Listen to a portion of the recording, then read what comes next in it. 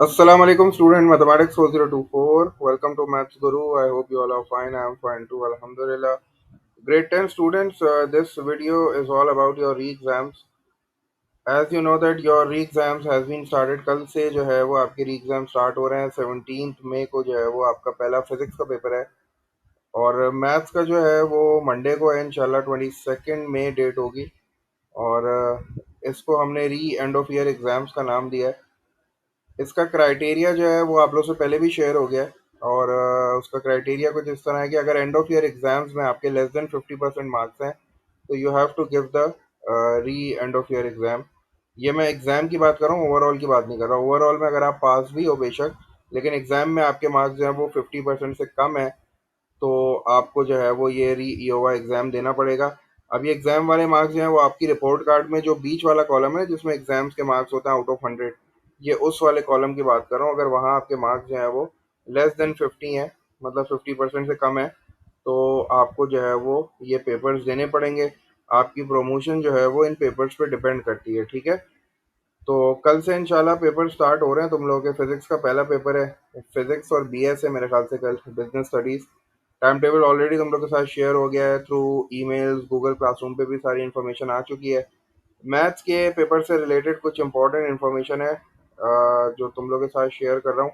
I hope ये video तुम लोग के लिए हेल्पफुल होगी इंशाल्लाह। भाई इसको ज़रूर देख लेना वीडियो को, और इसी हिसाब से जो है वो अपनी प्रिपरेशन को जो है वो, अगर आपने स्टार्ट कर दिया तो बहुत अच्छी बात है, अगर स्टार्ट नहीं किया है तो फिर यहाँ मैं आपको गाइडलाइंस दे रहा हूँ, इसको फॉलो करो इंशाल्लाह and you will be able to score good mark. इसी पे आपकी प्रमोशन बेस करती है, अगर इसको क्लियर करोगे तो you will get the promotion इंशाल्लाह। So we are starting with the information. The first piece of information is that the calculator is allowed in your paper. अब ये P1 P2 नहीं है, ये एक ही पेपर है, 100 मार्क्स का है, ठीक है। और टाइम आपको 2 आवर्स का मिलेगा, 2 घंटे में आपको ये पेपर कंप्लीट करना होगा। 100 मार्क्स का एक कैलकुलेटर अलाउ है। सिलेबस इसका जो ऑफिशियल सिलेबस था वो यही था कि भाई all the topics of grade 9 and grade 10 are included. जो आपका एंड ऑफ ईयर एग्जाम का सिलेबस था वही इसका भी सिलेबस है, ठीक है। लेकिन कुछ इंपॉर्टेंट टॉपिक्स मैंने निकाले हैं, अगर वो इंपॉर्टेंट टॉपिक्स आप कर लेते हो तो you will be able to score more than 70% marks in exams में, अगर आप इन टॉपिक्स को अच्छी तरीके से कर लेते हो, ठीक है। तो इसके अलावा भी चीज़ें होंगी डेफिनेटली, लेकिन ये है कि ये टॉपिक्स इंपॉर्टेंट है, इनकी वेटेज ज़्यादा है, ठीक है। अच्छा, पहला इंपॉर्टेंट टॉपिक जो है वो हमारे पास ट्रिग्नोमेट्री है। अब ट्रिग्नोमेट्री में दो टाइप की ट्रिग्नोमेट्री है, the first is the basic trigonometry and the second one is the further trigonometry. अब बेसिक ट्रिग्नोमेट्री की बात करता हूँ तो इसमें राइट एंगल ट्राइंगल्स आते हैं। तो राइट एंगल ट्राइंगल्स में दो तरह की चीज़ें तुमने सीखी थी।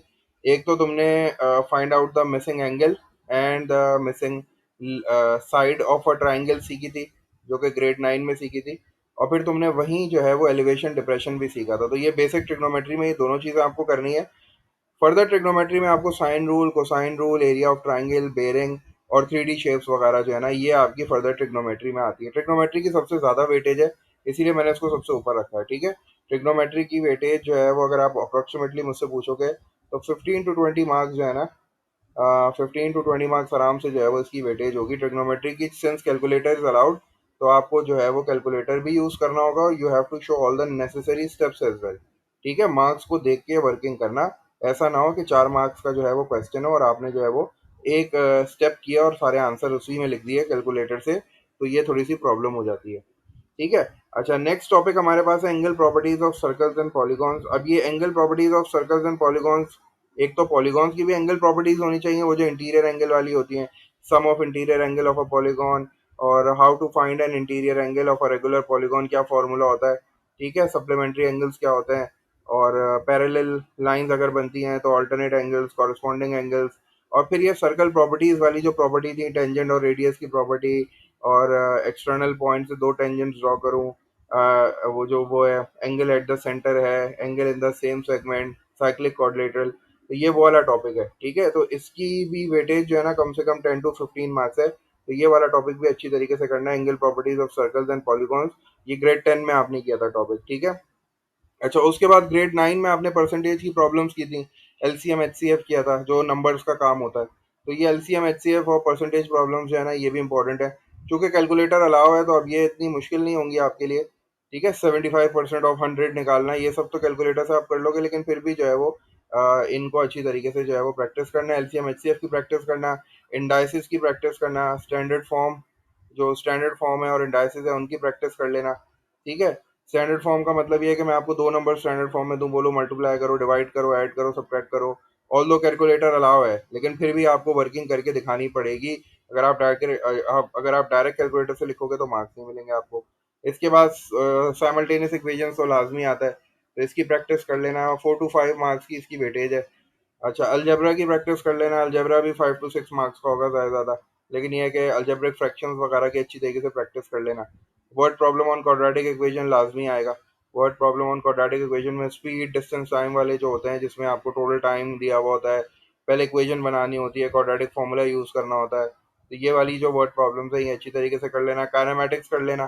काइनेमेटिक्स में आपको पता है डिस्टेंस टाइम ग्राफ और स्पीड टाइम ग्राफ, इनकी कन्वर्जन, और फिर ग्राफ को किस तरह पढ़ते हैं, एक स्मॉल बॉक्स कैसे निकालते हैं, तो ये सारी चीज़ें जो है ना ये देख लेना, क्योंकि ये सारी चीज़ें जो हैं वो बेसिक हैं, ये पेपर में आती हैं। और 2 घंटे हैं तुम्हारे पास। पेपर टू के वैसे ओरिजिनल टाइम जो है वो आपको पता है 2 hour 30 minutes होता है, लेकिन अब से जो है ना जो नया पैटर्न आया है उसमें जो है वो पेपर टू 2 hours का है।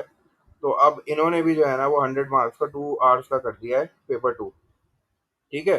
अच्छा, आखिरी टॉपिक मैंने यहाँ लिखा हुआ है ग्राफ ऑफ फंक्शंस। तो ग्राफ ऑफ फंक्शंस में आपके पास जो है वो एक्सपोनेंशियल ग्राफ्स होते हैं, और क्यूबिक ग्राफ्स होते हैं, क्वाड्रेटिक ग्राफ्स होते हैं। इनको बनाना, इनको सॉल्व करना, टेंजेंट ड्रॉ करना, ग्रेडियंट निकालना, तो ये पूरा टॉपिक जो है ना ग्रेड 10 वाला जो है ग्राफ ऑफ फंक्शंस का, ये आपको अच्छी तरीके से करना है। तो ये कुछ टॉपिक्स मैंने लिख दिए, 1 2 3 4 5 6 7 8 टॉपिक्स हैं ये।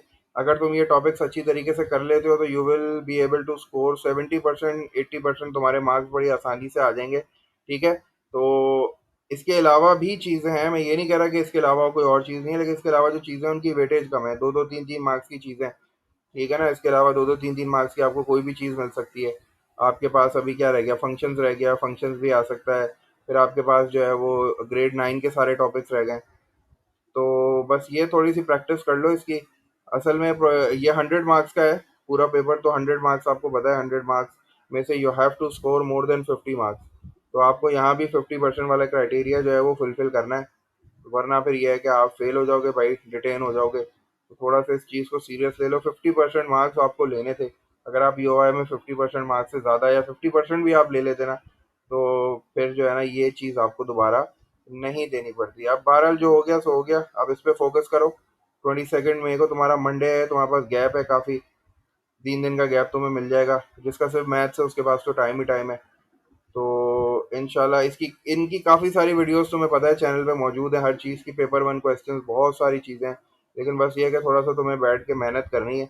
प्लेलिस्ट मैंने बना दी है काफ़ी सारी। तो बाकी ये है कि wish you guys all the best.